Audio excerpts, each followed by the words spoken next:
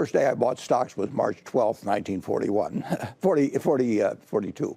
And the stocks were down about 2% that day, as it turned out. Unfortunately, I bought in the morning, so when I came home in the evening and my dad told me the execution price, it was down 2%. But if you're buying a business, and that's what stocks are, businesses. In fact, people will be better off if they say, I bought a business today, not a stock today, because that gives you a different perspective on it. Then presumably, you're going to buy a farm, if you buy an apartment house, if you buy a business, you're going to own it for 10 or 20 or 30 years. And the real question is has the 10-year or 20-year outlook for American businesses changed in the last 24 hours or 48 hours? And you'll notice many of the businesses we own, partially own, American Express, we've owned it for 20 years. Coca-Cola, we've owned it for 40 years.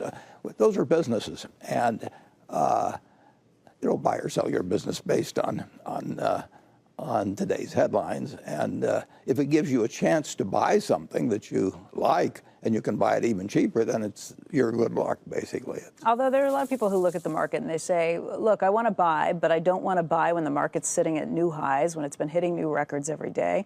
Maybe it's off 800 points this morning, but maybe there's more of a decline to come because the effect of the coronavirus is going to be an impact on the global economy. IMF said that over the weekend. You are going to see weakness as not only China, but other countries try and address this. You're right, it may not change things over the 5 or 10-year span of things, but if I think that I can buy something for potentially 10% cheaper, maybe more than that if I wait a week or a month, maybe that's what I'm sitting around. Well, if you think that, then you're going to get fabulously rich if you're right. All you have to do is just keep buying at 10-day intervals and keep taking your 10-day prediction. If I knew what the market was going to do, obviously, but you don't. I don't think anybody knows what the market's going to do. I think you do know whether you're making an intelligent purchase at a given price. Everybody, when they buy a stock, if you're going to buy, say, General Motors that has 1,400,000,000 shares out, you should be able to take a yellow pad like you have there, and on one page say, let's say it's selling for 30. It isn't selling that low, but that'd be 42 billion. You should say, I am buying the General Motors company for $42 billion because, and you should get it on a piece of paper. And then if you want to have a separate piece of paper, it says, I think I know what the stock market's going to do, so I know whether it'll be higher or lower in it. But you don't have that. But if I worry that the economy is going to slow down, not just for the quarter, but for the year, that would impact how many cars I think they might be able to sell or even produce. I'll guarantee you cars are going to slow down someday. In 1932, General Motors had 19,000 dealers. That's more than all the auto dealers in the United States today. There were only 125 million people then, but they had 19,000 dealers. They produced or sold, and there was 1 month, I think, when they sold less than 1/10 of a car, right at 1/10 of a car per dealer. That was a terrific time to buy General Motors. and forget about the market. If you can predict the market, you don't need to read balance sheets. You don't need to read anything. You certainly can't predict the market by reading the daily newspaper. That is for sure. And you certainly can't predict the market by listening to me. But you're buying businesses. And if you had planned to buy a local service station yesterday and it was closing day, I don't think you'd tear your hair out or anything like that. You'd have already looked at where it was located and the contract that it had with the suppliers and made a decision on competition. People, because they can make decisions every second in stocks, whereas they can't with farms, they think an investment in stocks is different than an investment in a business or an investment in a farm or investment in an apartment house. But it isn't. If you get your money's worth in terms of future earning power over the next 10 or 20 or 30 years, you're going to have made a good investment. And you can't pick them from day to day. If you can do that, you can, well, I haven't met anybody yet that knows how to do it. You made a point of that in the letter this year where you highlighted a book that was written by Edgar Lawrence Smith back in 1924. And you said until he came along, nobody really realized the compound interest effect of buying stocks, not just buying businesses, but buying stocks themselves. Edgar Lawrence Smith changed the world with that book, and the people have forgotten all about it now. Although in the 1920s, it became more and more gospel as the boom went on.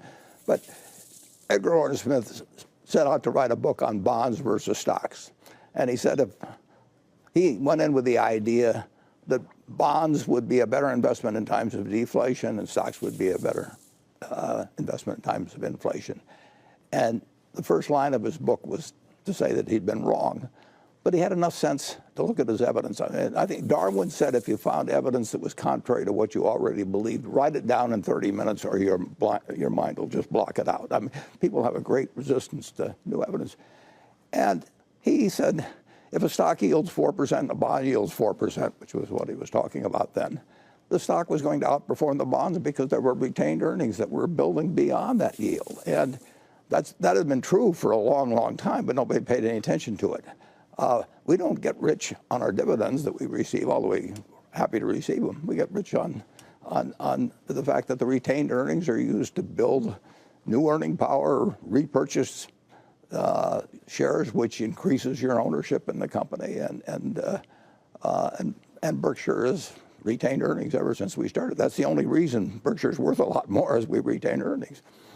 That led Keynes to actually say that this was an important book. People paid attention to it, but you're right, it added to the frenzy that built up to 1929. Well, that is true because you can get, old boss Ben Graham told me very early on, you get more trouble with a good idea than a bad idea because the good idea works. I mean, it's a good idea to buy a home, for example, and then people go crazy sometimes. The good idea works, and it works, and it works. Stocks work out better than bonds most of the time. And after a while, people forget that there were some other limiting conditions.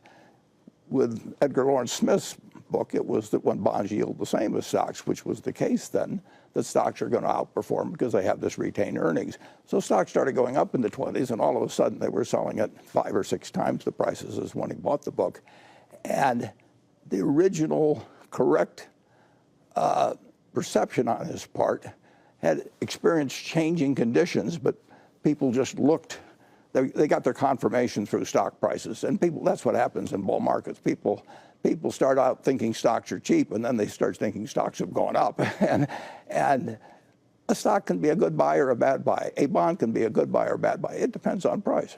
But that leads us to today. I mean, if his premise was that stocks are always going to be a better investment than bonds, that's kind of what you hear today, which we've been hearing for a while, is Tina, there is no alternative, right? You have to buy stocks because bond yields are so low, because interest rates are so low. Well, if you look at the present situation, we've talked about this before, that you get more for your money in stocks than bonds. That doesn't have to be the case. I mean, but it's usually been the case in America, very usually been the case. And if you buy a 30-year bond today with a yield 2%, you're paying 50 times earnings for an investment where the earnings can't go up for 30 years. Now, if somebody said, I want to sell you a stock that's at 50 times earnings and the earnings can't go up for 30 years, you'd say that doesn't sound very good. Stocks are way better than 30-year bonds. I mean, that's clear. And that's one of the alternatives people have. People really have 3 basic alternatives: short-term cash, which is an option of doing something later on; long-term bonds or long-term stocks. And stocks are cheaper than bonds.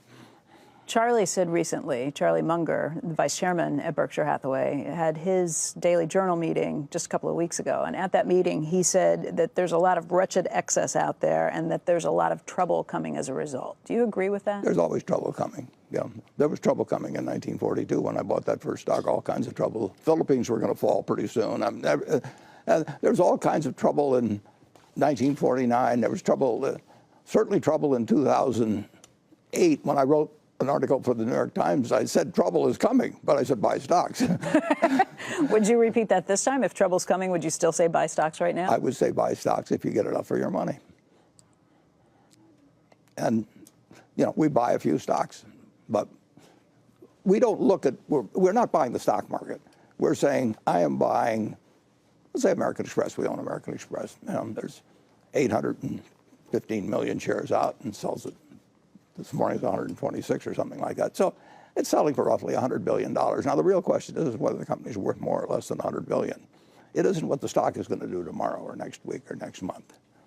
You said just a few minutes ago when we asked you on Worldwide Exchange, right now Berkshire Hathaway is a net buyer of stocks. You are in a net buying position? We've been a net buyer of stocks, or I've actually been a personal net buyer of stocks ever since I was 11, every year. And there's been 15 American presidents in my lifetime, more than a third. I've lived under a third of the life. I didn't buy stocks under Hoover. I was only about 6 months old then. But there have been 7 Republicans after that and 7 Democrats.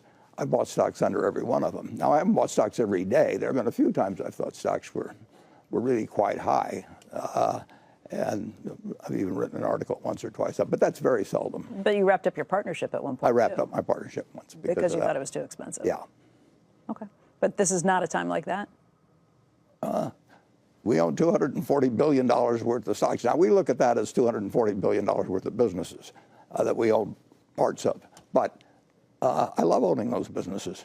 You've also got more than $125 billion in cash sitting around. Yeah, well, we'd like to buy more businesses. We are here, Warren, with you at Berkshire Hathaway's headquarters building. This is upstairs in the room that's called the Cloud Room. And this is a room where you often take students to kind of talk to them about questions they have when they come to visit you. You also do some other things up here, too, other presentations.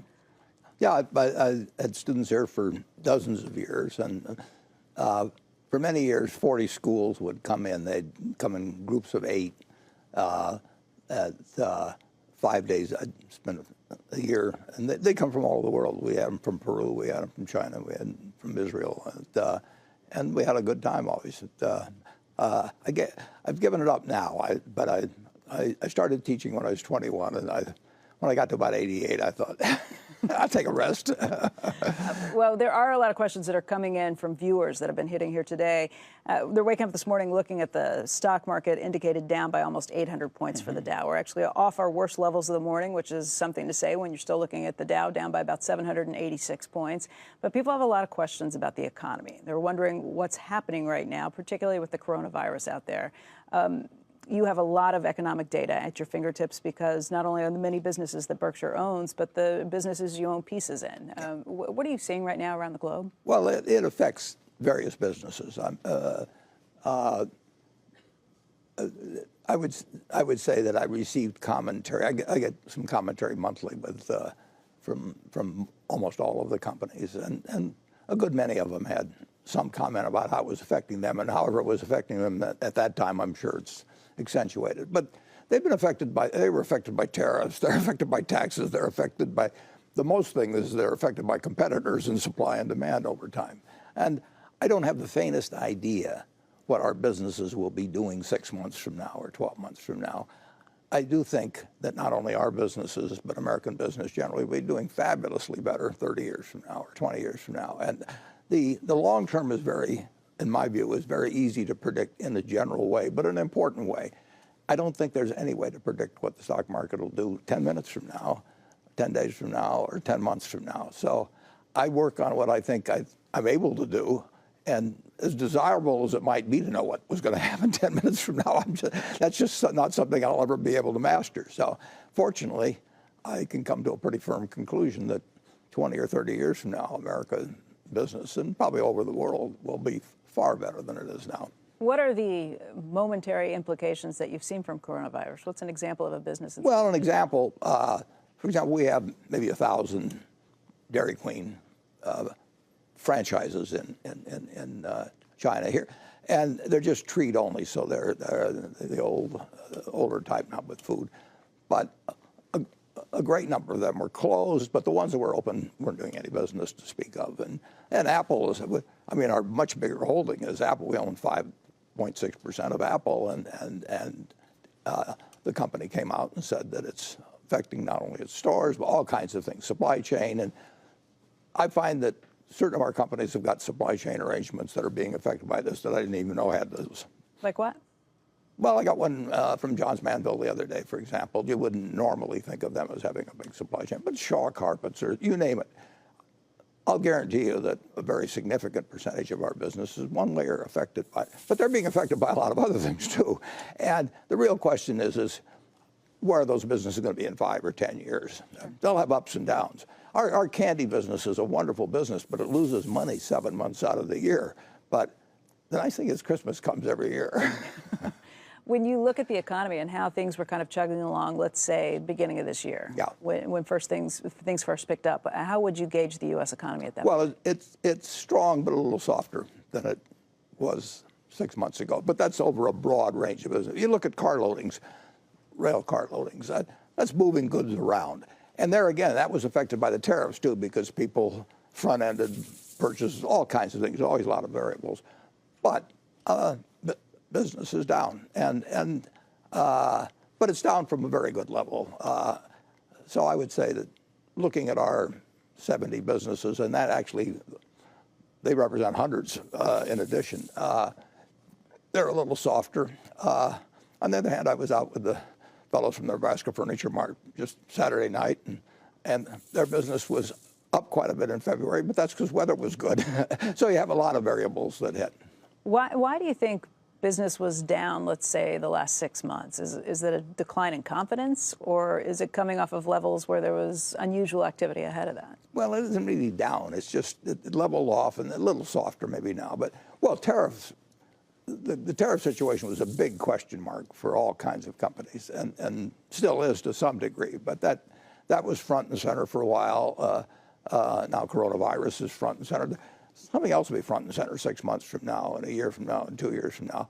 The real question is where are these businesses going to be 5 and 10 and 20 years from now? Some of them will do sensationally, some of them will disappear, and overall, I think America will do very well. It has since 1776. But you still watch things like rail car loadings very closely. I watch everything, but I don't do it to make specific investment decisions.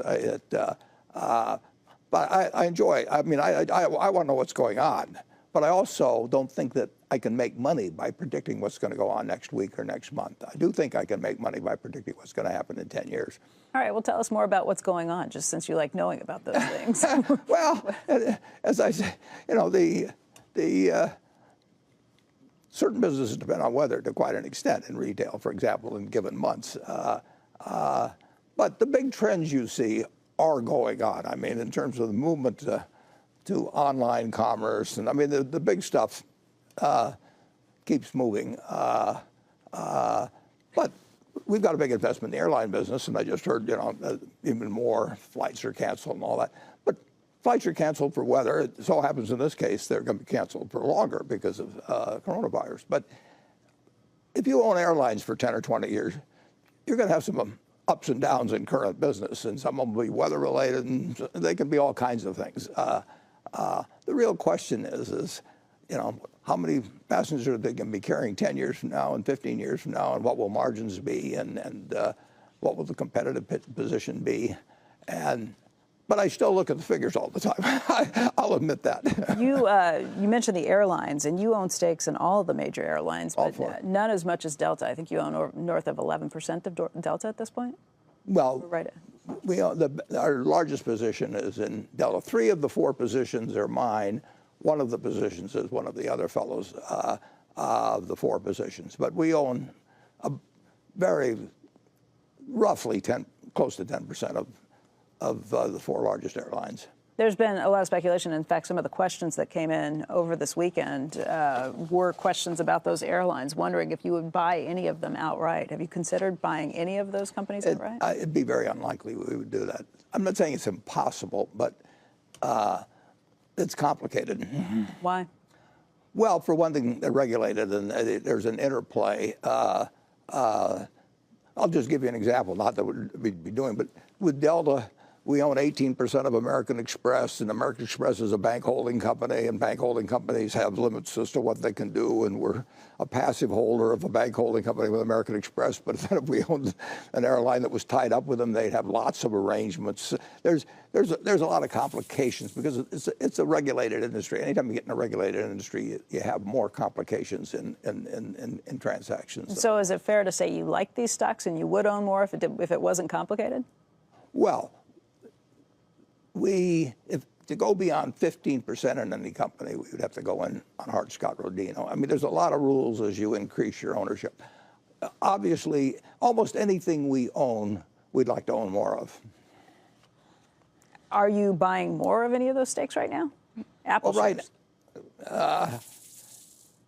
I get pretty close-mouthed when it comes to what we're buying. You thought about that for a second. I feel my jaws lock up.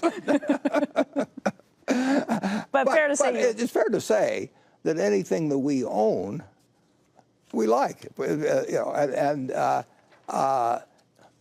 There's very few stocks that we own, and I look at them as part ownerships in businesses. There's very few that are selling at some price where I would sell them a little higher. All right, well, let me ask a question that came from Tony Dickinson.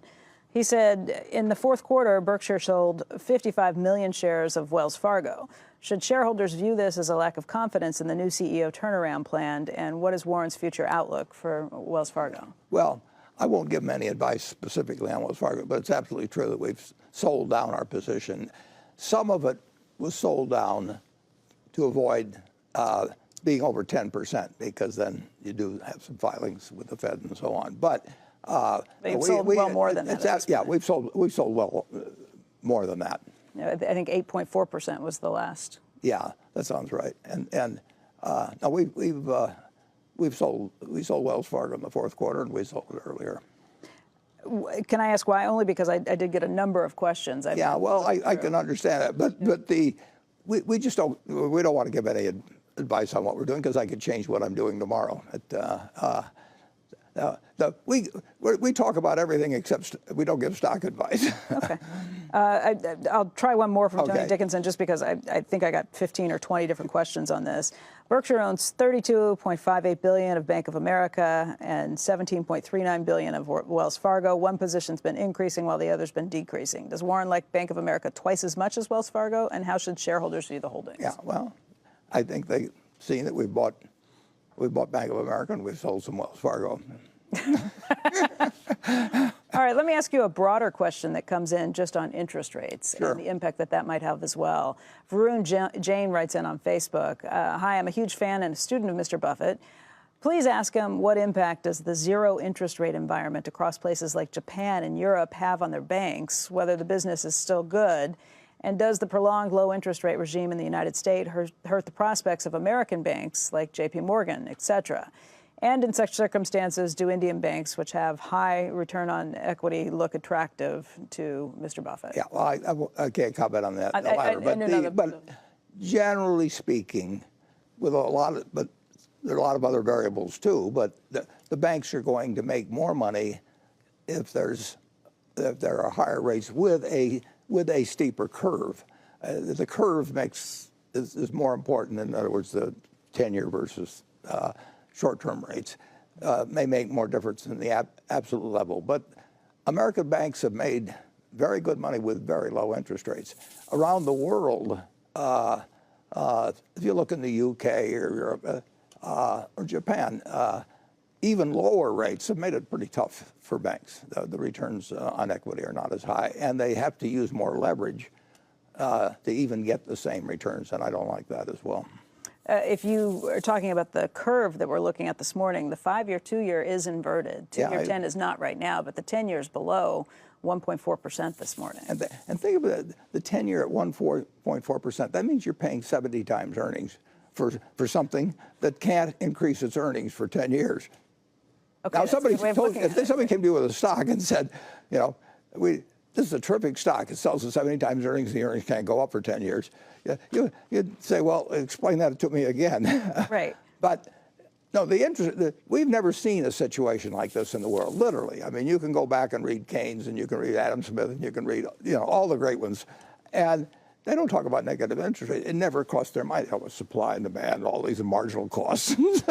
But brilliant economists never really anticipated that you would have negative. You've got 13 trillion or something like that worldwide at negative interest rates, and we don't know what that means. And we've got a lot of people who can speculate what it means, but 10 years from now or 15 years from now, we'll look back and say, well, it's obvious what would happen under that, and we'll see it. But it is not a normal situation, and well, interest rates are the basis of all value. I mean, if you knew interest rates were going to be zero for 100 years, you would think 1% was a great rate of return. But you also would know if you bought something that was yielding 1%, or that was what it paid, and rates went to 8%, you'd lose practically all your capital. So it's an enormous factor, and we don't know the answer. Central banks don't know the answer. All we know is that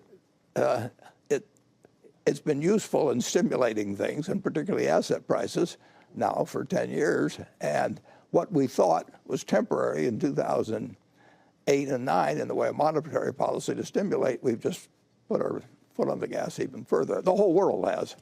You made a point in the letter of saying that you don't know how long these interest rates will last. You and Charlie never try and figure these things out. But we did have St. Louis Fed President Jim Bullard on the program last week, and he said that he expects to see these low interest rates for a long time to come. That does raise a lot of questions, if that happens, about what this means for the stock market, what that means for banks, what that means for insurance companies, which you touched on in the letter, too. It's bad for insurance companies, but it's good for stocks. Bad for insurance companies, and what happens to the insurance companies as a result? Are they getting more? Well, it depends. Are some insurance companies kind of pushing out risk? The ones that really get hurt on it are either life or annuity companies that have promised returns. The property casualty business doesn't promise returns. It still holds money, so it hurts them. But if you promise somebody an annuity that's going to pay them 3 or 4%, and now you find that you're reinvesting your money at 1% or something, you're going to disappear. Are insurance companies being forced to make riskier and riskier bets? Well, they shouldn't be. I mean, the answer, if you need to get 3% and you're only getting 1%, the answer is to quit giving 3%. It's not to try and get the 1 up to 3 and do more dangerous things. You should always adapt your consumption to your income. You shouldn't try and adjust your income to your consumption. That's a basic principle for individuals, businesses, and everything else. And reaching for yield is really stupid, but it's very human. I mean, and I understand it. And people say, well, I saved all this money all my life, and now I can only get 1% out. What do I do? And the answer is you learn to live on 1%, unfortunately. And you don't go and listen to some salesman come along and tell you, I've got some magic way to get you 5%. Do you think, though, that's what should be happening? Do you think that there is more risk taking place in the insurance market as a result? You see that in what they call leveraged loans and weaker covenants. No, people are reaching for yield. There's no question about that, and that's stupid, and it has consequences over time. But it's very human. Consequences that could have a big market impact. Depends how far it goes. Yeah. It's something that the things that get built in slowly, people going crazy in tech companies in the late 1990s, it can take a lot longer than you think. Mm-hmm. But eventually you get to midnight and everything turns to pumpkins and mice. You know, that's the downside of low interest rates, pensions, savers, anybody who gets left in a raw position of that. On the alternate side of things, if rates were to rise rapidly, or maybe not even so rapidly, what does that mean for the federal debt? Well, it depends on the average maturity of the debt, but our maturities are fairly short. They've gotten lengthened a little. But if you take 20 trillion and you're borrowing at 2%, you've got 400. What have you got? 2 trillion to 200 billion. You got 40 billion of the expense. But if it goes to 5%, you got 100 billion of expense. I mean, at 5%, you got a trillion of expense. I'm sorry. It's we are benefiting enormously in our national budget by the fact that interest rates are very low, and so interest cost has not gone up as you would have anticipated if you were looking at the scene 20 or 30 years ago with the increase in national debt. Austria issued 100-year bonds, at 2% or thereabouts, and then they've gone way, way up. And I think maybe they yield 1.1 or something like that. I don't know where they are now. But it's great if you're a borrower to have cheap money. I mean, everybody should refinance their mortgage. Is that an argument for the Federal Reserve, or I'm sorry, for the Treasury Department here, issuing longer notes? Well, yeah, but I would have said the same thing 5 or 6 years ago and been wrong. But if we, under the present slope, it still would cost more to lengthen it out. but you're lengthening it out at very, very low rates. And it would be what I would be inclined to do if I were Secretary of Treasury, but I'd have missed a lot of bets in the last 10 years, too. Warren, again, for people who are just waking Sure. up, they're tuning in and they want to know what you think about this sell-off this morning. To see the Dow down 700, 800 points in the morning, Yeah. what's your reaction when you see something like that? Well, my reaction is that I like to buy stocks, so I don't wish ill on anybody else, but I like to, if they want to sell them to me cheaper, I prefer it. So if that's a roughly a 3% decline or thereabouts. I don't know how many 3% declines I've had in my lifetime, but there have been a lot of them. And I can't think of one that you shouldn't have bought on. Basically, that doesn't mean stocks are going to go up or down next week or next month or next year. But if there's something, if you like to own American businesses, you're getting a chance to buy it 3% cheaper. I don't consider that a lot cheaper. I mean, but how can it be bad news unless you have to sell stocks? Now, if you have to sell them for some reason, you're worse off.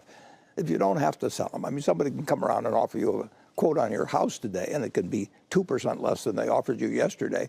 But if you like the house, it really doesn't make any difference to you.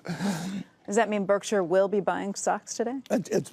Well, we certainly won't be selling, and yeah, we could easily be buying something, sure. Okay. Let's talk a little bit about a Barron's cover story that was just out last week. The good news on the cover story is they think that Berkshire is worth more than it's selling for right now. The bad news is they said they think that's in part because it's got a big conglomerate discount, and they think if you weren't running it, that it might get broken up. What's your response to that line of logic? Well, conglomerates have had a bad name, and for good reason over the years. I mean, I closed my partnership up at the end of the 1960s, and there was a very abusive run in conglomerates where they played with numbers and they had dirty pooling, as they called it, of accounting. They wanted to have their stocks up and put out stories to do it so they could issue more stock. They were kind of chain letter arrangements. There've been a lot of bad conglomerates, and probably disproportionately so compared to sort of honest to God single industry businesses over time. We don't think we're that kind of a conglomerate. We've certainly never wanted to issue shares. We've never touted shares. And it's done for business reasons in our case. The interesting thing is, of course, is the American public has been going wild in their enthusiasm for conglomerates in the last few years, if you think about it. I mean, it's been an incredibly popular area, but they call them index funds. Oh. You buy 500 businesses. Trying to figure out what you were talking about. Yeah, well, 500 businesses all put together. I mean, that's the ultimate conglomerate, isn't it? I mean, I've recommended index funds to lots of people, and when they do it, they're buying into 500 businesses. And they're going to have 500 businesses a year from now and 5 years from now, and they think that group of businesses that will do very well. And I think our group of businesses will do okay. The difference with an S&P 500 index is it's 500 different companies run by 500 different management teams who are all focused on their business, maybe not having a centralized operation that is loosely running all of those businesses. Well, our businesses are run by separate people. I mean, we just finished Valentine's Day, and I did not select what pieces went in the boxes. and it's probably been 10 years at least since I've been to a See's Candy factory. Now, I get the figures every month, but I don't know how to make chocolate, anything of the sort. I don't pick out the new locations. We have managers for our businesses that are very much like the managers we have for the businesses that we own pieces of, like American Express or Coca-Cola. And there's a couple things we can do. We can determine the dividend policy of our subsidiaries. Mm-hmm. We can control their capital allocation to some extent, but on most capital allocation, whether to buy new equipment or anything like that, they make the decision. The BNSF Railroad is going to spend $3.5 billion on. I don't approve a single dollar of that in terms of capital expenditures. They know what they need to do, where they need to lay track, how many locomotives they need, whatever it may be. So our managers are, I would say, in a sense, they're almost more independent than the managers of the S&P 500 who go around and report to Wall Street week after week. They go to investor relations meeting, and they're always explaining what they're doing and trying to get the approval of the analysts and all that sort of thing. and we just tell our managers to do what makes sense. Okay, outside of the idea of them not having to report to individual shareholders or the investment community, what's the advantage of having you there? The capital allocation part of it? Well, we can move capital within. If you move capital from one stock to another, and you got a gain, particularly, I mean, you pay a tax, and may pay a dividend tax, or if you sell, but there's a lot of taxes incurred in moving from one business to another, either at the corporate level, in some cases, but certainly at the individual level. And we can move capital. Well, just take See's Candy again. We bought that in 1972. We've moved several $1 billion from the candy business to other types of businesses. And we'd love it if we could use it all in the candy business, but it just isn't that sort of business. And in addition to that, we free up our managers from all dealing with Wall Street, dealing with bankers, dealing with all kinds of things that are what I regard as less productive use of their time. However, you also have a situation where you have gotten some activists who have been interested in the stock, including Bill Ackman. He's built up a stake, hasn't said too much about it, but I think he has made some comments about how maybe Burlington Northern Santa Fe's margins could be improved. You can look back at Bill Ackman's experience with the Canadian Pacific Railway and kind of wonder if he is building up a position because he would like to see you take a more active role there. Well, we notice what other railroads earn and when their margins are better. I mean, and we certainly put way less pressure on than Wall Street might, who would want it next week. But our managers are well aware of what's going on in other industries, and we've made changes where we don't think some businesses are performing as well as they should. But overwhelmingly, we've got managers there that are very, very good. They've got capital available to them for anything that makes sense. And we decide how much they distribute, where the capital moves, and sometimes it moves from one industry to another. And in certain industries, a consolidated tax position really is very helpful to us. There's a viewer question that came in from Ben Compston, and he asks, it was recently pointed out by Bill Ackman that some subsidiaries like Geico, BNSF, lag their peers in some areas. Would you agree with that? And how can your successor push improvement in subsidiaries while maintaining a decentralized management structure? Well, at Geico, we bought control in 1995. We had about 2.5% of the market for auto insurance, and we're at about 13.7% of the market. So we've gone from $2.5 billion of premium volume or thereabouts to $35 billion of premium volume. We're number 2 now to State Farm. We were number 6 or 7 at that time. So I would say that not due to Berkshire at all, but due to Tony Nicely during almost all those years. Geico's been the envy of every other company in the auto insurance business except for Progressive, but they've done a good job too. But Geico is worth tens and tens and tens of billions more than when we bought it, in addition to all the earnings we've given, just the goodwill value. So that's been extraordinarily well run. And with Burlington, I think we paid a dividend of $5 billion last year, and we paid $35 billion for it. So it's gained in market share in its business. Its operating margins have improved, but they haven't improved as much as some other railroads. Do you believe in precision scheduling railroading? Well, we'll see. I mean, we've watched it plenty, and for those who don't know what that is, it's something that kind of irritates customers because it makes things a little more rigid, but it does improve. Yeah, it makes the customers adapt to the railroad more than the railroad adapting to the customers. And practically everybody's done it. And a fellow named Hunter Harrison was enormously successful. Who worked with Bill Ackman at the Canadian Pacific. Yeah, he worked for the BNSF, if you go back far enough. And there's a book about him. It's very interesting. But he did it at the Illinois Central, the Canadian National, the Canadian Pacific, and then he was going over to the CSX. He developed a method of railroading where the customer does adapt more to the railroad, and it improved margins dramatically. Our margins are close to what the better railroads, well, there's only a few, they get from precision railroading. On the other hand, we've gained share because the customers don't like because the railroads apparently, or the railroad customers like us better. And over the long term, we'll see. But it isn't like it's something we can't do. Let's talk a little bit about Berkshire Hathaway. We were in the middle of a conversation when we had to go to a break before, but there has been this question raised, not only by Barron's in the cover story there, but by other places too, about whether Berkshire Hathaway would be worth more if it were split up. It's a good question, and I will tell you that if you were to say, and let's say the stock market didn't change for 2 years and interest rates didn't change, so you had a 2-year period and you said, we'll sell off all the businesses.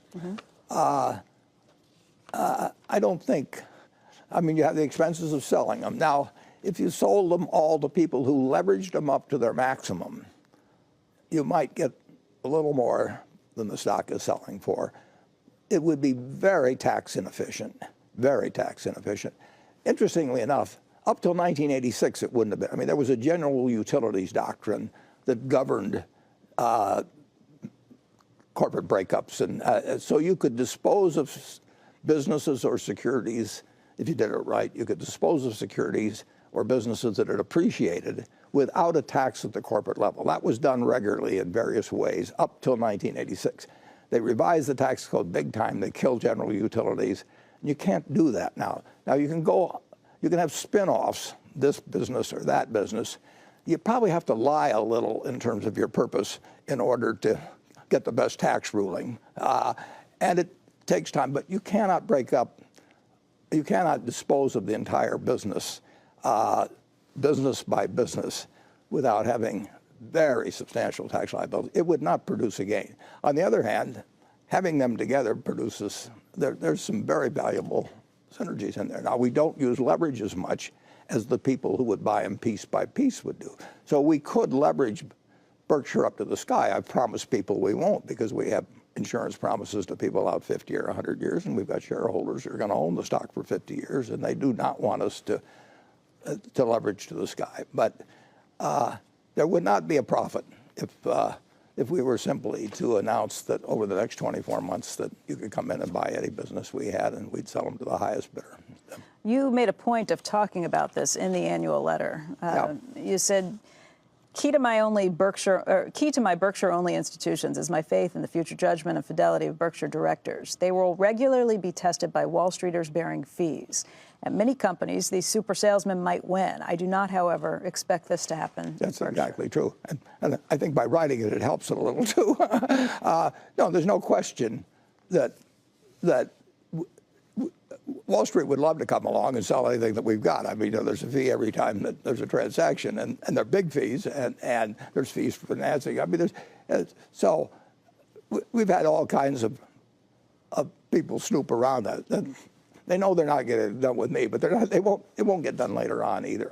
I am leaving every share of Berkshire I have goes to charity, and it's 99% of my net worth. So nobody cares more than I do about getting the most money to those philanthropies over the years following my death. And that's going to take place over 15 years. And I say keep it all in Berkshire. But if I thought that it was going to be run in a way responsive to Wall Street, I would instead do something else and have the money distributed to these philanthropies and not have it all tied to Berkshire. But Berkshire has a very unusual shareholder base. I mean, we have individuals that own Berkshire, and a lot of them have owned it 50 years just like it's people buy it to own for lifetime, and we're going to run it in a way that they won't be disappointed in. Do you think the people who are relatively newer shareholders buying the B shares have the same mentality as the people who have been in it for 50 years in the A? Well, we try to shares? Because that's who we encourage. I mean, in effect, we don't want everybody to buy our stock. I mean, there's only so many seats. There's about 1,600,000 and some thousand A shares out. All the seats are filled. I love the shareholders we have. I don't want to go to Wall Street and try and get some new shareholders. They're going to replace the people we have. So what we want to have is people in those seats that are in sync with us. You can run a French restaurant or you can run a hamburger stand. And if you serve good hamburgers, you'll do good business at the hamburger stand. You can, at the French restaurant, you do the same thing there. But you can't run the French restaurant and then serve hamburgers inside, and you can't run the hamburger stand and serve French food inside. So we advertise in our deeds, in our words, in every way we can what we're about. And we're looking to have the seats filled in our church by people who are in sync with us, and we do have them there. We get the same people every Sunday. And I see no advantage in going out and telling everybody in Wall Street we're going to do wonderful things and having those seats replaced, because the only way you can get a seat is to throw somebody else out of that seat. There's only so many seats and they're all full, and you want them filled with people who are in sync with the policies of the company, and therefore you have to explain those policies and you have to live up to those policies, and for 55 years we've tried to. So you get the shareholders you deserve. Exactly. All right, not to mix metaphors, but can you have a decentralized central office running both the French restaurant and the hamburger place?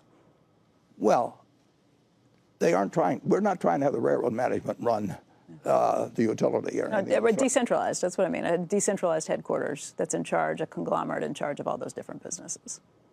Well, we could run, well, we have decentralized management as it is. We could have somebody in charge of all the little companies, another one for the big. I mean, we could divisionalize it in all kinds of ways.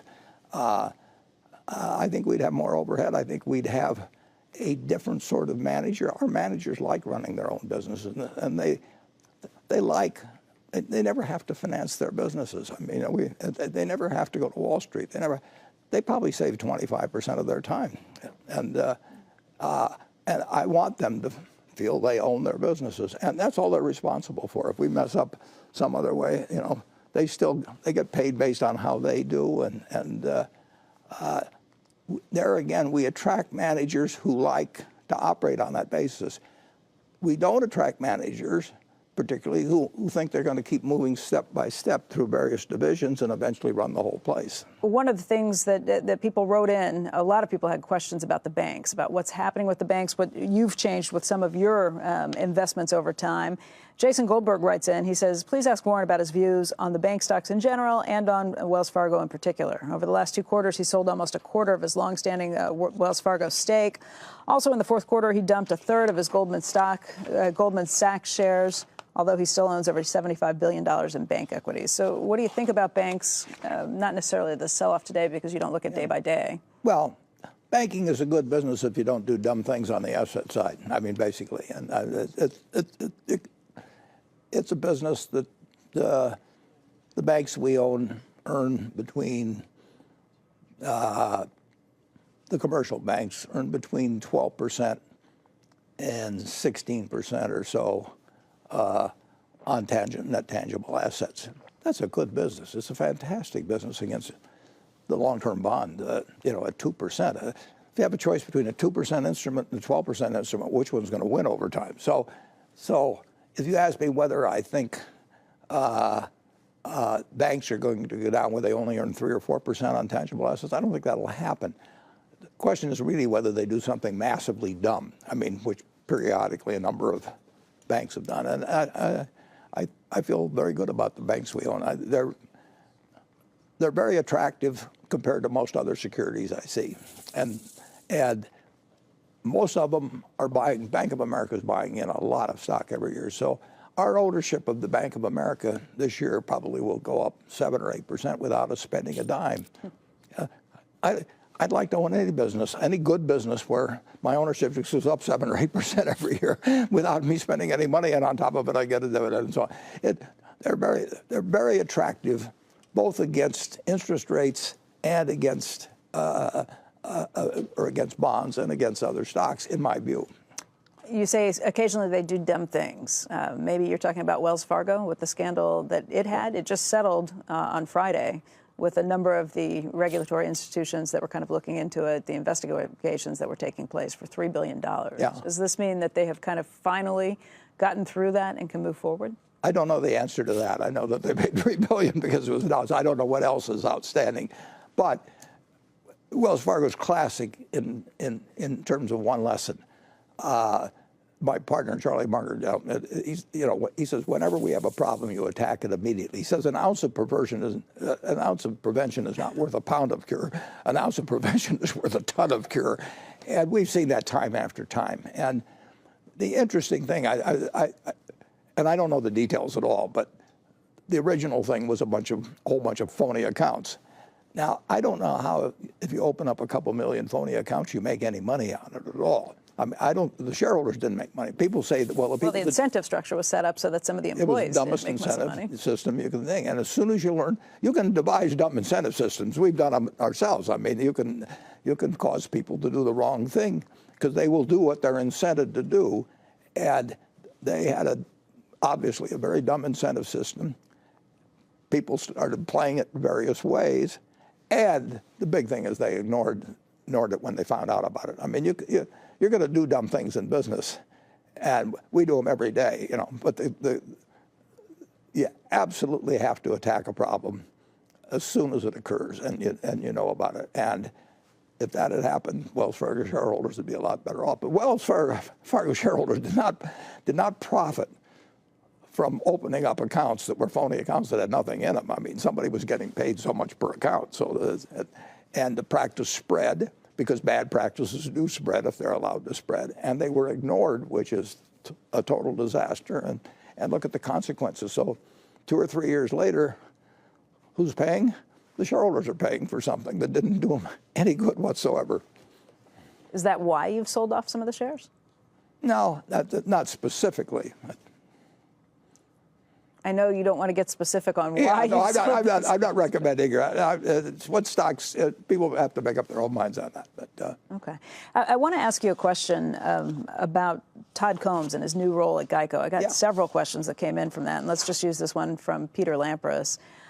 During last year's interview on CNBC, after the 2018 letter was released, you were asked about succession at GEICO, and you mentioned that at a recent meeting at GEICO, you met about 40 of their top executives, and after each introduced themselves, they stated their length of time with the company.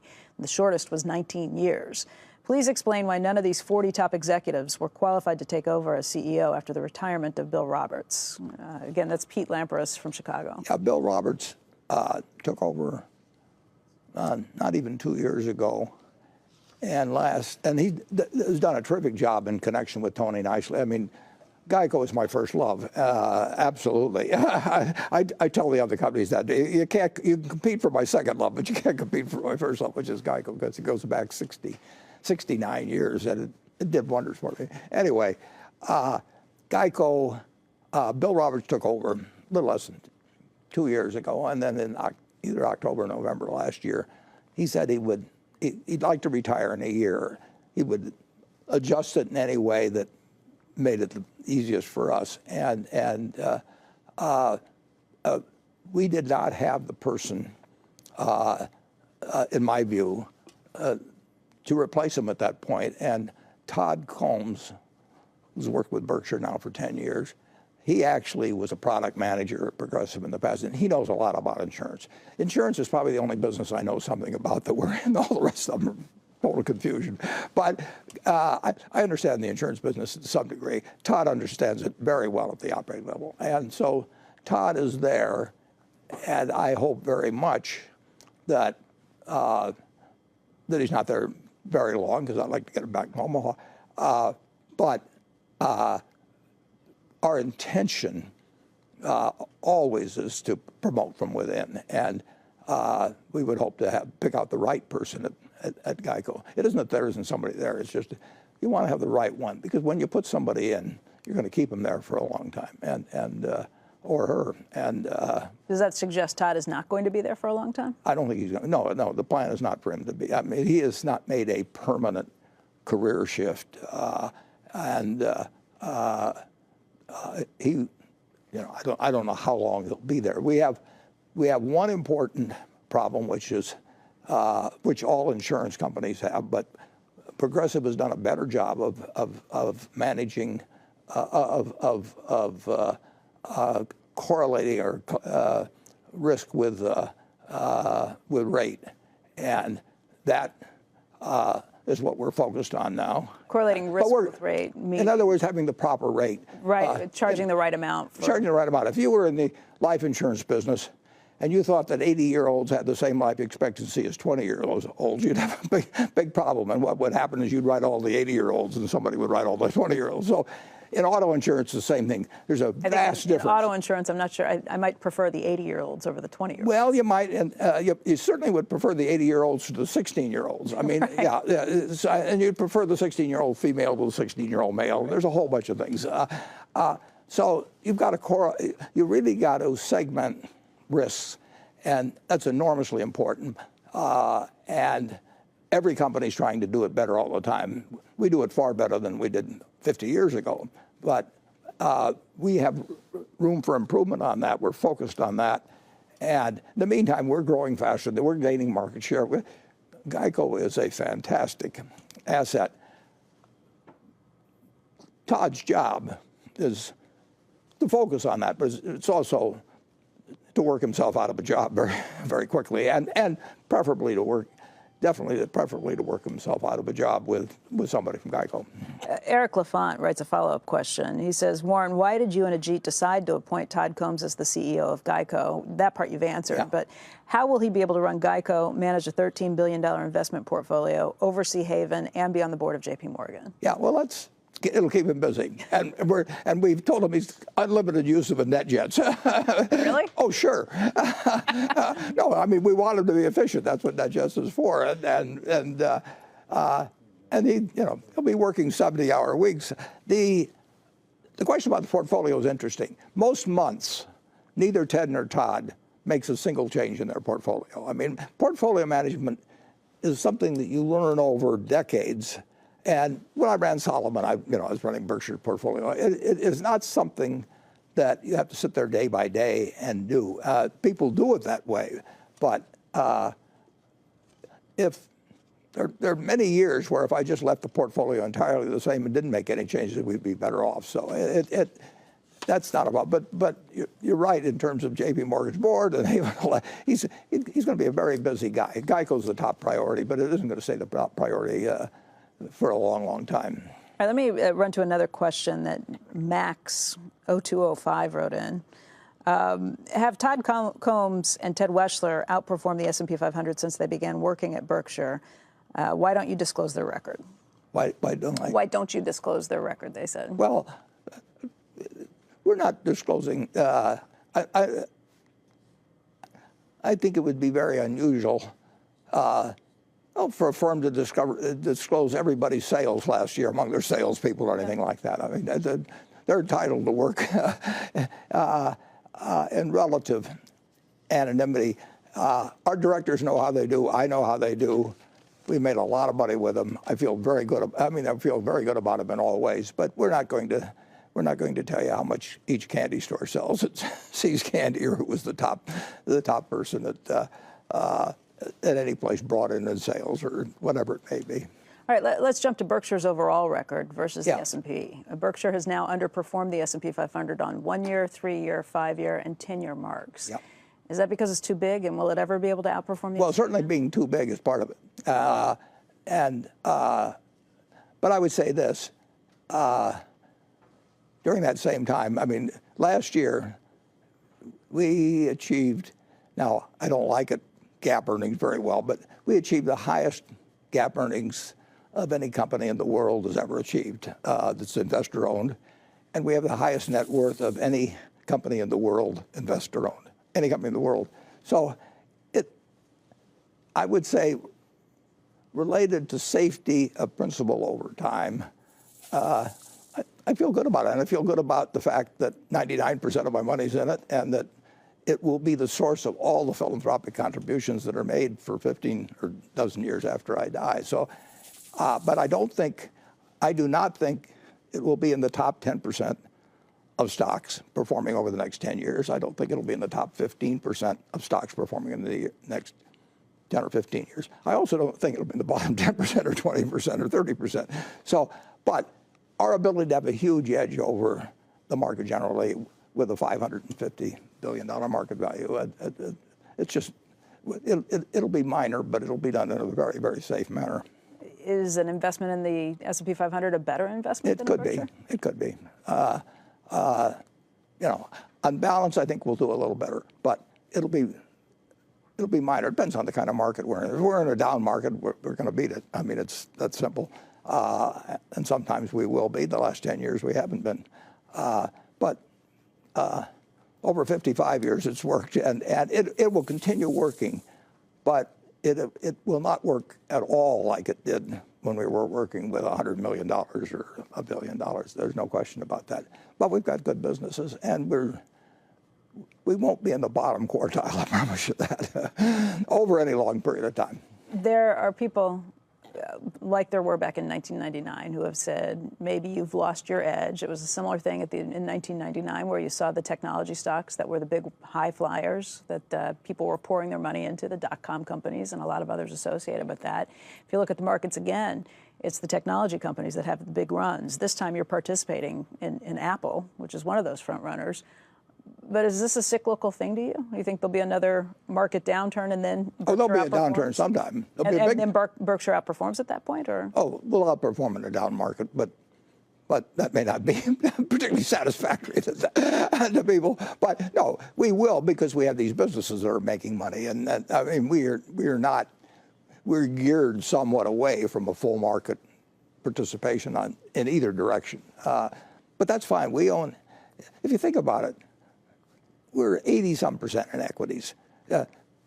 We may show 230 or 40 billion in equities, and that looks like we're against our market cap.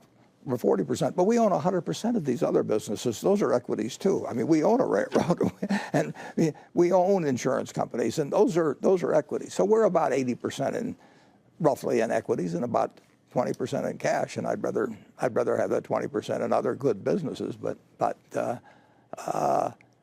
that is to some extent a curse of size, and it's to some extent the fact that it's very hard.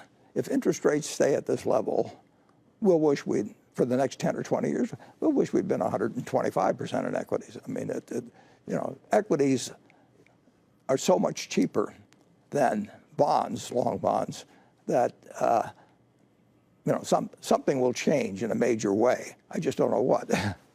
And I want to be prepared for anything, obviously. So that's why you keep so much cash around. You want to be able to be prepared for a downturn. You want to be prepared for a crisis. We want to be prepared for anything, Becky. We want to be prepared for pandemics. We want to be prepared for anything comes along. Yeah, that is the chief job I have. I have people's money that gave it to me 50 or 60 years ago, and some of them still have 100% of their money are essentially in it. And the one thing. And I've got the responsibility for 5 foundations that presently are going to get 80 billion, and I think we'll get a lot more over time, probably. We don't want to permanently lose money, and you don't want to get that so that you go into a shell and don't do anything. But we have obligations to people on workers' compensation claims and auto accidents they've had that go out 50 years, and we have to run the place so that every check clears under any circumstances. And that's why, incidentally, we own treasury bills. We don't own commercial paper. We don't rely on bank lines or anything. When people get terrified, and they will occasionally, everything freezes. I mean, and you're going to have to stand on your own feet at a time like that. It won't happen very often, but it'll happen occasionally. I know you've developed a thick skin over the years, but does it tick you off when people start questioning whether you've lost it, whether you can still? Well, I'm sure I've lost some of it. I mean, I can tell you all kinds of things I've lost. No, that happens. But we haven't lost Geico or the railroads we own.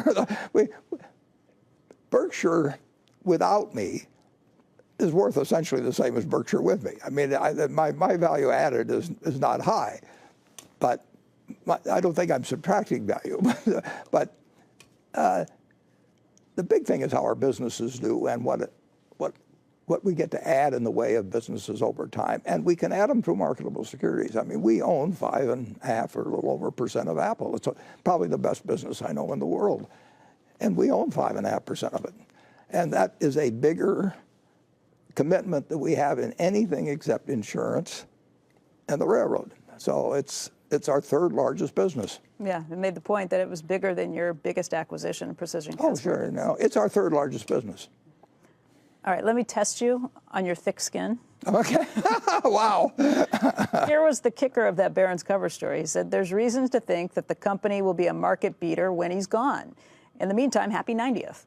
Yeah, well, I hope it is a market beater when I'm gone. I'm counting on it. I'm telling my estate, and then the trustees that succeed my executors in the estate, I'm telling them to keep every share of Berkshire they have until they have this pattern of giving it away. I mean, I want them to look back and say, gee, we should have made this change earlier, because it's going to determine, how much we buy in the way of vaccines and, and all kinds of things, education, and all these things. And I feel terrific about Berkshire after I leave. I want to talk about another issue that we have not touched on yet, and that's politics here in the United States. We just watched the Nevada caucus. Bernie Sanders walked away with the most delegates after that. He looks to be as the clear frontrunner for the nomination for the Democrats this time around. You have long been a supporter of the Democratic Party. What do you think?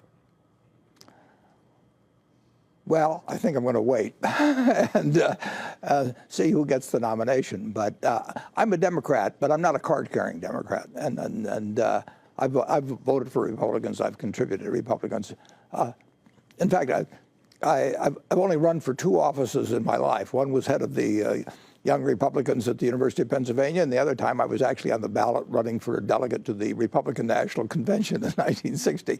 But normally I vote for Democrats, and we will see what happens. Wow, that's the first time I've ever heard you say something like that. Well, I've kept it a secret for all these years, but now it comes out. You just said that you're not a card-carrying Democrat. That's true. You are a card-carrying capitalist. You Absolutely. actually have one of those in your wallet. Yeah. I've seen it. I don't know whether I'm a card-carrying capitalist, right? I don't think that's inconsistent with what I've said on politics. Yeah, here it is. I don't know whether that shows. For those who can't see, I'll show you on this camera right here. Card-carrying capitalist, and this is what you carry in your wallet. yeah, and I think we will have some of those available at the annual meeting too for our shareholders. With concerns about coronavirus spreading and now worries about what that will mean for the global economy this year, I know this is not something you look at a day-by-day basis, but how do you kind of wake up and read this and think through it? I don't think it makes no difference in our investments. I mean, there's always going to be some news, good or bad, every day. In fact, if you go back and read all the papers for the last 50 years, probably most of the headlines tend to be bad. But if you look at what happens to the economy, most of the things are extremely good. I mean, it's incredible what will happen over time. So if somebody came and told me that the global growth rate was going to be down 1% instead of 0.1%, I'd still buy stocks if I like the business and I like the price at which and I like the prices better today than I liked them last Friday. Do you like prices better today? Will Berkshire be buying stock today? Well, we'll certainly be more inclined to buy stock today than on Friday. Yeah. Anything we were buying Friday, we will be buying today, and feeling better about buying it. You know, one of the things you talked about in the annual letter was stock buybacks of Berkshire Hathaway. Right. And for the first time, you told people to call Mark Millard in your office outright if they have $20 million worth of Berkshire shares and they're ready to sell. Right. That's a really unusual move. Why did you do that? Well, we did it because it's very hard to buy blocks in the market of Berkshire. We practically never see blocks, except we do see them from estates or occasionally. But if somebody's going to sell $100 million worth of Berkshire, and we want to buy it, we'd like them to call us, and if we're buying at that price level, we'll buy it. Dan Mahoney actually wrote in with a very similar question. He just said, is it hard to buy back the shares? Yeah, it's harder to buy back Berkshire shares than, say, Bank of America is buying back their shares. Bank of America bought back 8 or 9% of their stock last year, and they can really do it without moving the market. I mean, Apple's been buying back a ton of stock. They were buying stock at the same time we were buying stock. But it was easier for us to buy Apple stock, even though Apple itself was buying a lot of stock, than it is to buy Berkshire. Berkshire is, well, it's held by people that really plan to keep it. I think the amount of speculation in Berkshire stock is relatively low compared to most stocks, and so it's well, we bought $5 billion worth last year, but that's only 1% of the market cap, and I would say with a great many companies you can buy 4 or 5% of the company fairly easily a year without disturbing the market. American Express has been buying it every year. So with you putting out an ad in the letter to shareholders, does that basically mean you are eager to buy more shares back? Depends on the price, but we'll let anybody know if they. We told them to call us before the opening or after the close, and only with blocks and only if they're ready to do business. Now there'll be a few people that probably try and call just to see whether we're buying or not, and we will not show a lot of patience with those people. Let's talk about shares of Apple. Both from you just mentioning it with the share buybacks, with it being such a huge holding of yours, you've got more than 5.3% of the company right now? Yeah, I think it's 5.6, but 5.6%. And it goes up every day. Let's talk about what buying. we've seen with the slowdown with the coronavirus, because Apple is one of the companies that has said it's going to have an impact, not only with the stores that they've closed there, with the behavior of Chinese customers, but also what happens with the supply chain. Supply chain, sure. How do you read through any of that? What are you hearing? Do you know more than we do on that front? No, I don't know one thing more. I may see Tim Cook at the annual meeting. I see him in Sun Valley once a year. No, I don't think I've placed a phone call to Tim Cook in 2 or 3 years. All kinds of things are going to happen to Apple over the next 10 years. The real question is, what is the degree of pervasiveness and strength of that product 5 or 10 years from now? And I don't think of Apple as a stock. I think it's our 3rd largest business. It's also a high-flying technology company. It's one that's been at the forefront, but you've said in the past you didn't buy it because it's a technology company. I think it's a consumer product. In fact, I think I said this on the program a couple of years ago. I mean, obviously it's a consumer product company that uses technology, but we've got a lot of products that use technology at Berkshire. But it's an incredible company. and I should have appreciated it earlier. There's a question that came in from, I guess the handle is GPG. This is a question that came in on Twitter, and the writer asks, you've said that you can do fair value estimates of companies you follow at any time in your head. So please do one now for Apple. What went wrong with your estimate for IBM, and how is that miscalculation different than for Apple? IBM's an entirely different business than Apple. I mean, Apple doesn't resemble IBM anymore. It resembles See's Candy in a way more. I mean, it is a incredibly useful product to people that grows more useful as the number of people are involved. I mean, it's really interesting. We call them smartphones. If you go back and look at the old telephone, that was an incredible, useful product. It changed my mother's life and my dad's life. It changed lives in every way, and they took a long time to become pervasive, and it was very expensive initially, but it changed the world. And the smartphone is part of hundreds and hundreds of millions of people's lives in all aspects of their lives. It's used as all kinds of utility. It's a consumer product. I don't like it when investment bankers talk about EBITDA, which I translate as earnings. That was Berkshire Hathaway Vice Chairman Charlie Munger about a week and a half ago when he was speaking at the annual shareholders meeting for his other company, the Daily Journal, answering questions, giving his usual straight answers when things come up as questions. Warren, that was Charlie talking about EBITDA earnings, calling them BS earnings, although he said it a little more explicitly. You, in your shareholder letter for Berkshire Hathaway, also wrote about how you don't believe in GAAP earnings. How do you guys come about this? What do you think? You still have to report these numbers, but you're basically telling shareholders don't listen to them. Well, it's 2 different principles. I mean, the GAAP numbers, which show us earning $80 billion, which is more than any company's ever earned in history. And we explain why that really isn't the relevant statistic, because a lot of that was just the stock market going up, which now gets counted in our earnings. And Charlie was expressing an opinion we both have. I mean, Charlie's the shy, reticent one of the pair, but Charlie is the best partner anybody could possibly have. We've been partners now for 60 years, and you could not have a better partner. He, at 96, a woman, since that meeting actually, in the last couple of weeks, a woman said to him, "Is it true, Mr. Munger, that you have 8 children?" And Charlie's reply was, "So far." So Charlie is very much an active partner, we'll put it that way.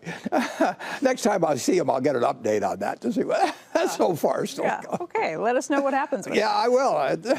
You know, we watch pretty closely Charlie's shareholder meeting for the Daily Journal. Sure. We send cameras out, we watch it. I've been out myself. Do you watch that meeting too to see what he has to say? I watched it all on YouTube afterwards, but my sister and one of my good friends and my niece were all there, and no, I end up watching it, and I actually end up reading it usually too. I wouldn't miss it, but I don't go out for it. Was there anything he said that surprised you this time around? And I'm just looking through some of his. Actually, nothing sound Charlie bites. says can surprise me. Was there anything that enlightened you or changed your opinion on something? Maybe something. No, that you thought, but I learn from Charlie every time I talk to him. Charlie has the best 30-second mind in the world, so I can go to him with a new question, a new problem of any kind, and it goes through about 8 filters in his mind in 10 seconds, and he gets to the essence of any problem. There is nobody better to talk to than Charlie at age 96. Is there anything you've talked to him about recently that you might be able to share? I don't know if you want to share the conversations you guys have privately, but anything where you've bounced something off of him and he. Well, we talk about a lot of things, and we talk particularly about things we don't know the answer to, and you know, we find the whole scene so interesting, whether it's politically or economically or the world. I mean, it's incredibly interesting to us, and we're particularly interested in each other's view, although I think I'm more interested in his view than he is in mine. And that would be a correct decision to make for somebody overhearing us.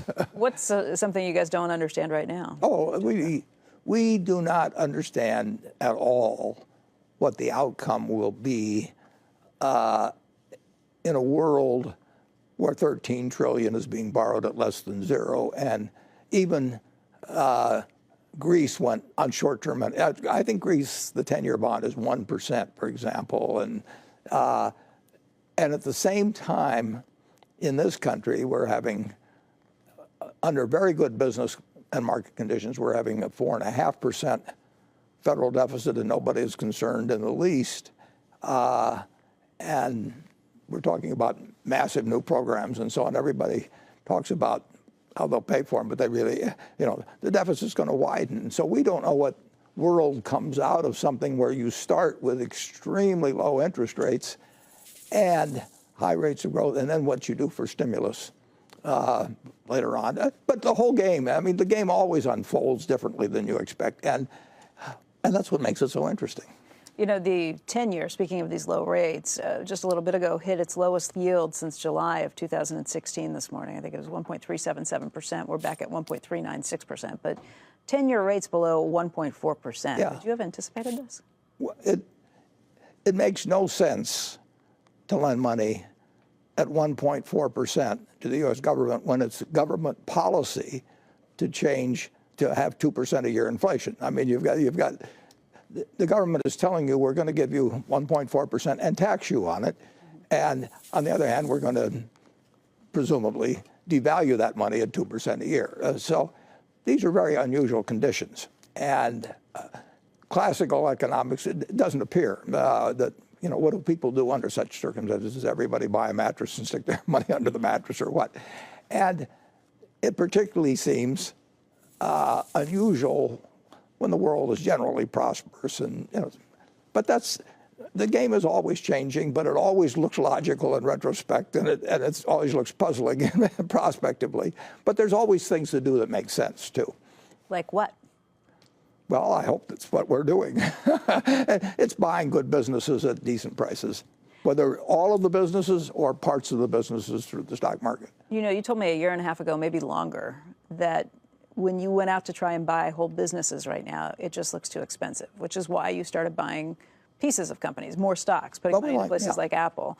Is that still the case? Is it still a huge premium to try and buy a company outright? There's quite a premium, and part of the premium is because you can borrow so much money so cheaply in buying those businesses. Obviously, you can pay more for a business if you can borrow a very high percentage of the purchase price and of the future cash flow committed to it, and you can borrow at low rates with very little in the way of restrictions, restrictive covenants or anything of the sort. I mean, that's going to bring higher prices, and the demand for that is huge, and people look at those rates on the 30-year or the 10-year, and they say to themselves, gee, I can't live on that, and so they stretch and buy poorer credits. But that's just part of the human cycle over time, and that leads to something else, and that leads to something else. In the end, if you own good businesses at the right price, you're going to do fine. You're often quoted as saying that you don't know who's skinny dipping until the tide goes out, who's swimming naked until the tide goes out, exactly. whatever it may be.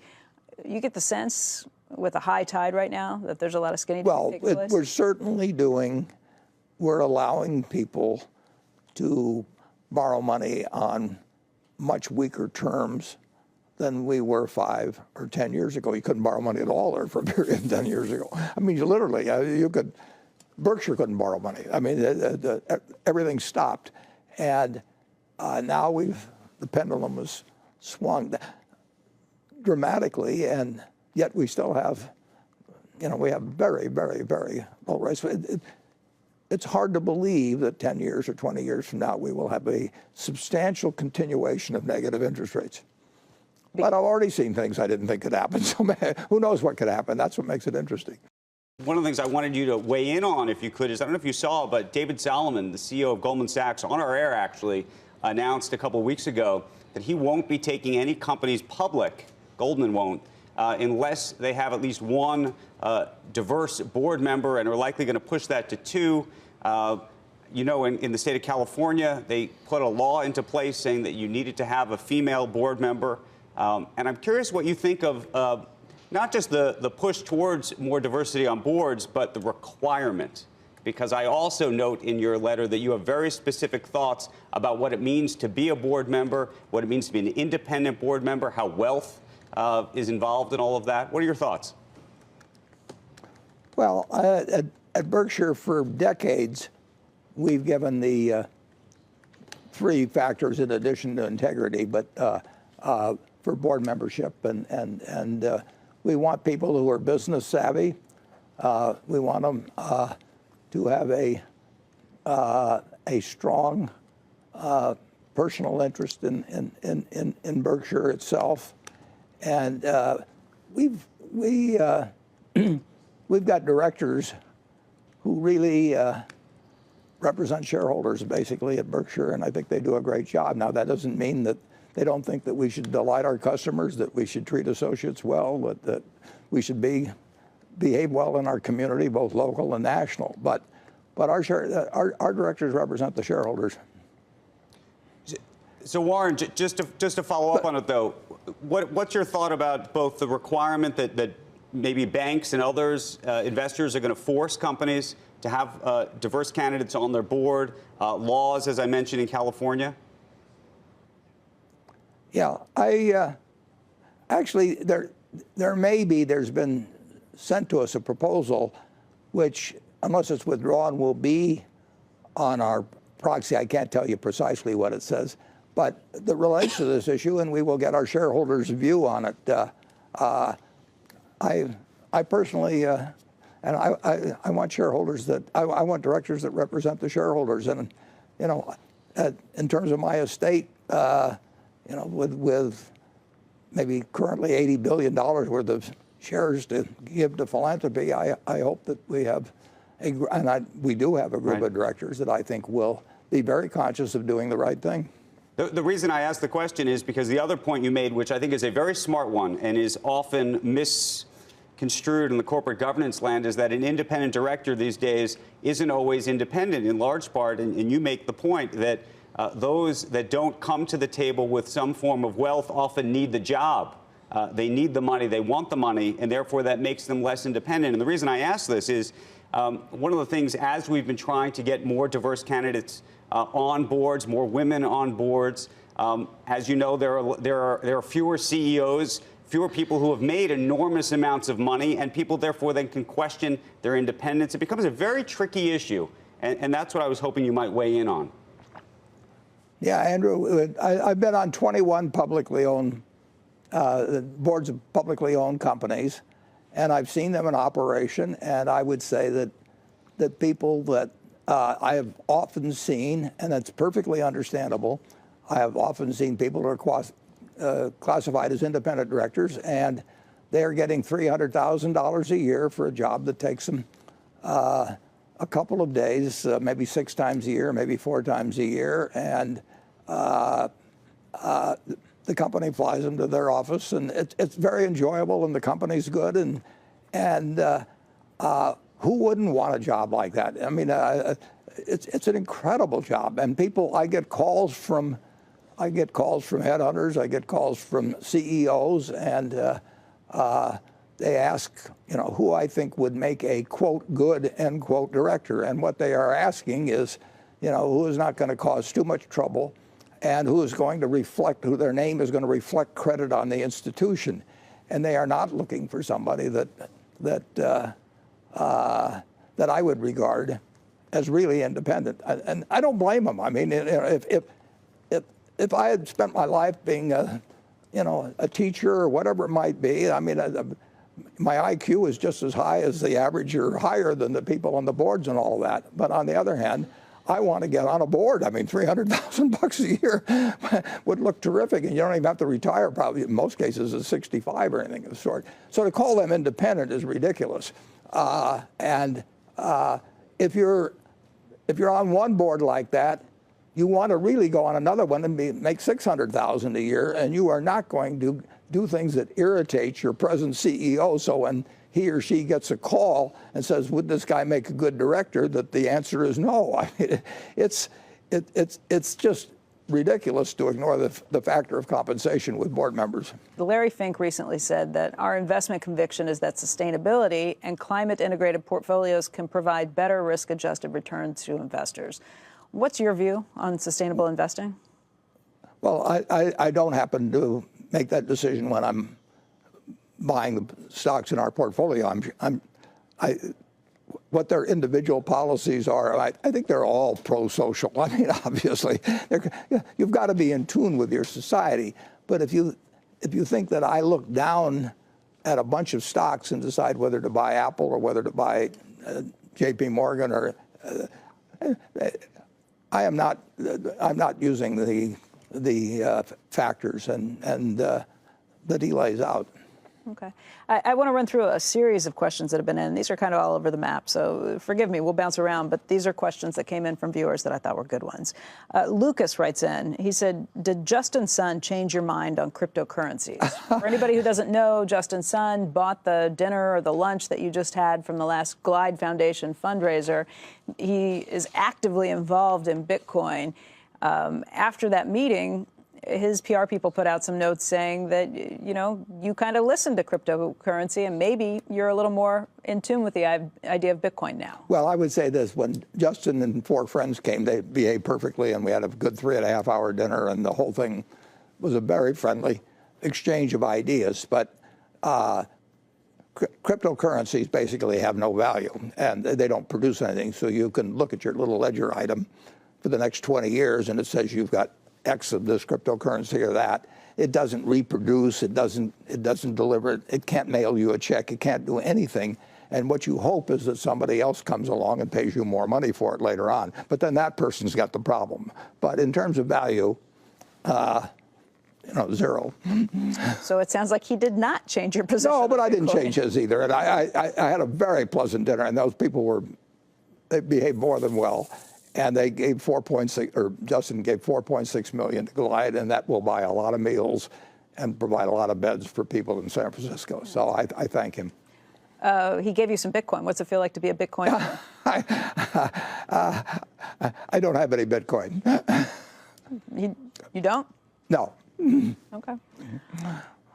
No. You don't own Bitcoin? No, I do not own one. I don't own any cryptocurrency. I never will.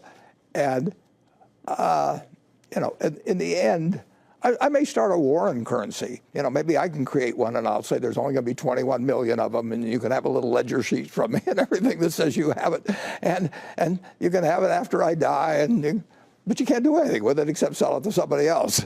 And the interesting thing, of course, is that Bitcoin's been out there a long time, and people talked about how it would be used in various kinds of exchange, but none of our companies are doing business in Bitcoin or anything. Bitcoin has been used, I think, to move around a fair amount of money illegally. So the people or maybe in countries where you have a so the logical move from the introduction of Bitcoin is to go short suitcases, because the money that was taken in suitcases from one country to another, suitcases will probably fall off in demand. I mean, so you can look at that as the economic contribution of Bitcoin to the society. News agencies have reported that Berkshire Hathaway purchased 2 ETFs. So can you talk about if this purchase happened, and if the purchase happened, who purchased the ETF for Berkshire Hathaway, and how was the decision made to purchase it? Yeah, it wasn't me. It wasn't me, or it wasn't Todd, or it wasn't Ted. And it happened in some pension fund. And we have a few pension funds that aren't actually managed by us. But all I can tell you is that nobody that manages money at Berkshire is buying ETFs, nor do I see any possibility that they will. He says, Mr. Buffett, while Kraft Heinz continues to whittle down their total debt, do you feel that the current dividend payout is appropriate, or should it be reduced further to free up more cash flow to reduce debt more rapidly? I think Kraft Heinz should pay down its debt, and it should.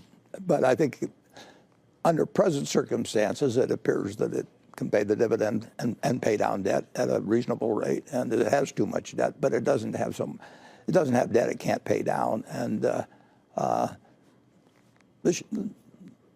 the debt holders are going to get the interest, and the debt should come down year by year. And I think it will, and I think it can with the present dividend, but who knows for sure in the future. Theo Philos writes in a similar question and says, do you still believe in the company and management at Kraft Heinz? It's still a great business in the sense that it earns, we'll say, $5 billion after depreciation, pre-tax, on $7 billion of tangible assets. It uses about $7 billion of fixed assets. It has no net working capital. I mean, it's a very valuable business, but we paid too much for Kraft, and we took on more debt in that, but we paid too much. Another question comes in from Beal, again on Kraft Heinz, and this person writes in, private labels have performed very well against brands like Kraft Heinz, but they haven't made a dent against other brands like Coca-Cola or See's. Why do you think that is, and how do you think about brands' moats, given your experience with Kraft? Brands are always going to be in a fight with the retailer, and it varies by country enormously. It varies by product category. If people, I worked in a grocery store in 1941. Charlie worked in the same one in 1940. People would call in, they'd ask for a can of peas, and I'd write down a can of peas. They'd call in and they'd ask for Heinz ketchup, and I better give them Heinz ketchup. They didn't care which brand the peas were. They didn't care that much whether the 2 quarts of milk we sent them were this brand or that brand, but they cared whether it was Heinz ketchup. That was it, 1941. Some brands are terribly strong. You can't bring out a private label cola and do very well with it, and people have tried for a long, long time. On the other hand, you can bring out private labels and lots of products, and they sell very well. And you take Costco with their own Kirkland label. I mean, that label grows dramatically. It cuts across categories. It's done since 1992 or whenever it was introduced. Other people spent 100 years, with huge amounts of advertising and special display, all kinds of things. So the battle goes on. I would say that the retailer has gained ground against brands to some degree, but brands are still terribly important. I mean, try and give me a $10 billion budget and ask me to bring out another Coca-Cola that makes a dent in Coca-Cola, and I can't do it. Warren, one of the questions that did come in, it was something that you wrote about in the annual letter, was the role that Greg and Ajit play. Greg Abel, Ajit Jain, the 2 vice chairmen who were recently added as vice chairman, the role that they're going to be playing in the annual meeting with shareholders. You said that they will play a larger role in the shareholder meeting. How will that work? Well, it will mean that any shareholder or any of the journalists there who are presenting questions from shareholders that have been sent to them can direct those questions to either Ajit or to Greg. So if they were insurance questions, they might want to direct them to Ajit, non-insurance questions to Greg. But they will be there, and we'll have 60 or so questions. We don't know what they're going to be, and if anybody says, I would like Greg to answer this or I would like Ajit to answer this, then they're right there adjacent to us. They'll be sitting on stage with you and Charlie? Well, well, he's sitting in front of the crowd. There's two different levels of tiers there. Mm-hmm. Yeah. Again, you said you did this because you'd gotten a lot of questions from directors, shareholders, other people who had kind of advised you that they thought it was good for them to be playing a bigger role. Everybody. I heard from quite a few people. Now, we directed questions out to them where they were sitting with the directors out in front, and then the spotlight went down. But this may encourage more questions directly of them, and that'll be terrific. Okay. Jim Bean writes in a question. He says, in the past, both you and Bill Gates have stated that half of the board meetings are spent discussing succession. How has this changed since Ajit and Greg are on the board? Do they leave the room? They leave the room. But if I die tonight, the board tomorrow morning knows exactly what they're going to do. Hope they're polite about it, let the body cool off. But basically, they know what they're going to do. And the interesting thing about it is, we own the Apple and J.P. Morgan, all those things. I don't know who's going to succeed the CEOs of any of the companies I think that we own stock in. But we're well prepared for succession. It's almost going to be embarrassing how well. All right, let's get to a few more shareholder questions. Chip Crook writes in a note and says it was reported that Boeing was looking for a large cash loan. Were you ever approached about Berkshire loaning the money, kind of like the Goldman Sachs deal from years ago? I think Boeing's raised about $13 billion, but that's bank type money. In other words, my memory is that it's maybe 1%, plus liability. They're looking for traditional bank loans, and we don't make traditional bank loans. You also talked in the letter about how Berkshire Hathaway Energy, has the ability and the talent to manage big investments, $100 billion and more. I think you wrote, we stand ready and willing and able on such opportunities. California Governor Gavin Newsom asked you at one point to bid on PG&E. Is that such an opportunity? PG&E, we worked with them for decades and been familiar with them, but that doesn't fit Berkshire. But if there were $100 billion of transmission lines or whatever it might be, Berkshire could do it. And we would love it. That happens to be a very tough thing to do because you cross all these states and everybody says, not in my backyard and all that. But there can be huge, intelligent investment made in the utility energy area, and no one is better equipped to do it than Berkshire in both talent and resources. Why does PG&E not fit that bill? It's too tough. I don't know the answer to it. Rearranging that utility. I know Governor Newsom. I think he's a very, very, very smart guy. And in terms of solving this problem, it's just not easy. You've got so many constituencies, and they're at each other's throats, and there's lots of money involved. And I don't want to be the guy. I don't know how to solve all that. Okay. Let's go on to a question that is posed by Ken Ducey. He says, you sold 31 newspapers after buying them over 40 years as a self-described newspaper addict. You said recently that most newspapers were toast. I know that's not exactly what you said. Yeah, that's not true. But this is in his question. You can answer that, yeah. too. Do you believe the problem with local newspapers is a lack of demand or a lack of innovation and a new business model? Well, the problem is that, getting back to the toast comment, Andy Sherware actually is the fellow that said toast. He was interviewing me, and I repeated it. But the problem is, and even every day, the circulation of the papers in every print circulation goes down. And the interesting thing about it, of course, is that the three survivors so far that look promising online are the New York Times and the Wall Street Journal and the Washington Post.